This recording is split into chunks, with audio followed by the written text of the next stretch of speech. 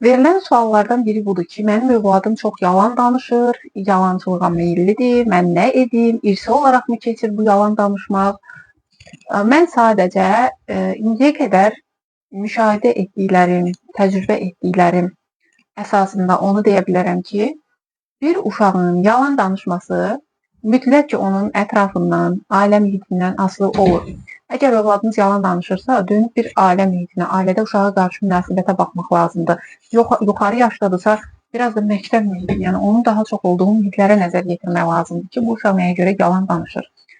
Övlad və valideyn arasında güvənli bir münasibət qurulursa, o uşağın yalan danışma ehtimalı inanın ki 0% olur. Yəni siz övladınızla nə qədər güvənli bir bağ qurursunuzsa, onun sizə doğruları söyləmə ehtimalı daha yüksək olur. Mən niyə görə yalan danışıram? Ona görə ki, təhlükədən qorxuram. Ona görə ki, tənqid olunmaqdan qorxuram. Ona görə ki, doğruları danışsam birdən valideyni və ya qarşımdakı insan bunu mənə qarşı istifadə edə bilər. Yəni bunların hər birinin arxasında hansısa bir psixoloji səbəb dayanır. Mən övladımla düzgün bağ qursam, onunla bir güvən yaratsam, ona belə bir mesaj ötürsəm ki, sən yalan danışsan da, sən doğru danışsan da mənim üçün dəyərlisən. Amma doğruları danışsan, biz bunların öhdəsindən gələ bilərik. Sən səhv etsən də, səhv hərəkət, səhv iş görsən də, bilərəkdən nəyisə yerində eləməsən belə, bunu mənlə bölüşsən, mən sənə burada kömək edə bilərəm. Düşüncəsini ona ötürmək lazımdır. Övladımıza onu təhdid edərək yanaşsaq, onu təlaşlandırsaq, onu qorxutsaq, ona səhv etməyin yanlış bir şey olduğunu təbliğ eləməyə çalışsaq, təbii ki, övladımız bizə doğru danışmayacaq. İnsan özünü təhlükədən qorumaq üzrə proqramlaşıb.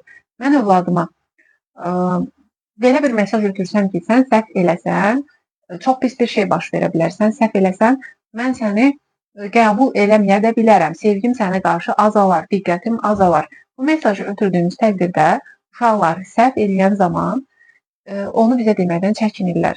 O qədər görmüşəm ki, uşaqlar məktəbdə gündəlikdə 2 alırlar, gəlib yolda gündəlik cırıb atanlar var.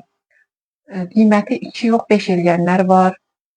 Müəllimi yazdığı yazıları valideyni göstərməmək üçün günlərlə gündəliyini gizlədənlər var. Niyə görə belə eləyir? Çünki o qiymətləri valideyn görsə, bunu yaxşı qarşılamayacaq, uşağına anlayış göstərməyəcək. Halbuki biz başa düşsək ki, bu uşaq niyə dərs oxumur, niyə 2 alıb, bunun səbəblərini araşdırmağa çalışsaq, ona empatiya ilə yanaşsaq, inanın ki, o uşağın dərslərə birinci marağı artacaq, ikincisi isə uşaq bizə heç vaxt yalan danışmayacaq. Başa düşəcək ki, valideyn onsuz da məni normal qarşılayır. Mən niyə yalan danışmağa ehtiyac duyurum ki? Öz həyatımızda da bu belədir. Yəni bizim özümüzdə də yalan danışmaq kimi bir vərdişimiz, xüsusiyyətimiz varsa, bunun altında yatan səbəblər araşdırılmalıdır ki, görək niyə görə biz yalan danışmağa ehtiyac duyuruq.